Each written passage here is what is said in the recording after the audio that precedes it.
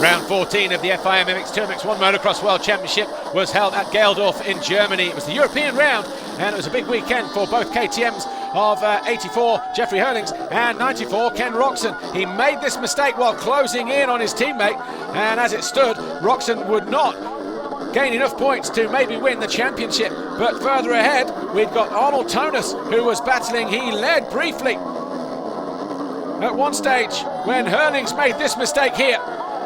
That was a change for the lead, and then Roczen was in second, then Paulin moved to third. Tommy Searle was closing in the background as well. Eventually, Ken Roczen moved through into the lead, and eventually, number 7, Arnold Tonus, dropped back to third behind Paulin. Tommy Searle was on the charge into fourth, having found a way past Jeffrey Hurlings, and then Gauthier Paulin.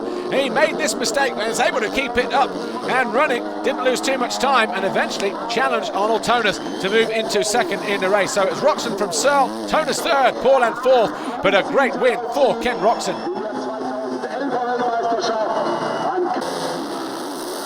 FIM MX1, race 1.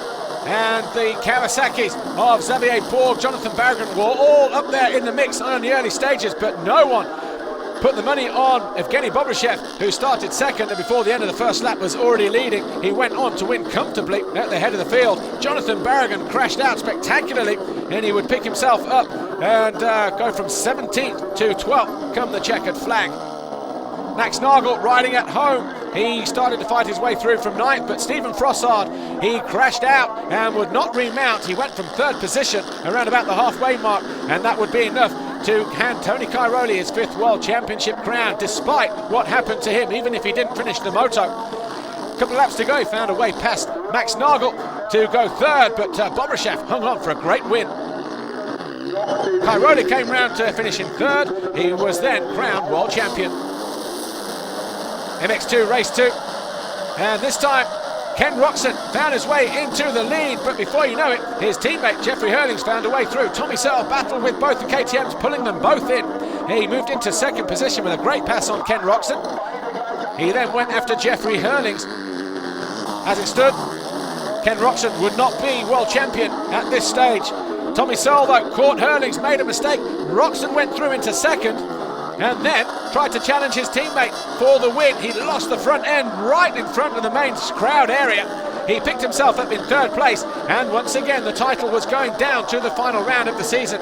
Tommy Searle then went by Jeffrey Hurlings, and that would give Ken Roczen the 50 points he needed to win the World Championship. Tommy Searle won the race in the Grand Prix. Hurlings was 2nd, but a 3rd place, and the World Championship belonged to Ken Roczen. And it was the first time when Germany had won it in 43 years.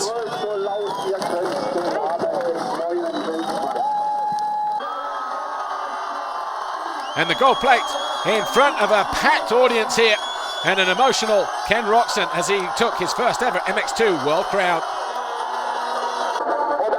MX1 race 2, the final race of the day. Tony Cairoli, of course, already crowned World Champion, but he didn't make the best of starts. These two riders here, German Max Nagel and the Italian Guarneri, collided, battling over 11th position in the opening laps. But up front it was Christophe Pourcel who made a start that everybody else wanted, but he led every single lap. Behind him, Evgeny Bobryshev, who started in 2nd position.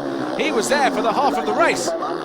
Eventually got caught by Tony Cairoli. He went wide here, jumped out of the track almost, grabbed a whole load of track fencing around the rear wheel. Eventually the Russian dropped down to 8th position.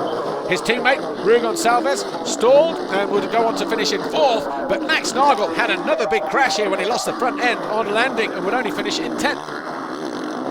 The podium got tight though, as Pourcel crossed the line to win the race. Cairoli came over the line to finish in 2nd. It was official, he was a 5-time world champion, and on the podium he was once again handed the gold plate, and he was a very happy man indeed.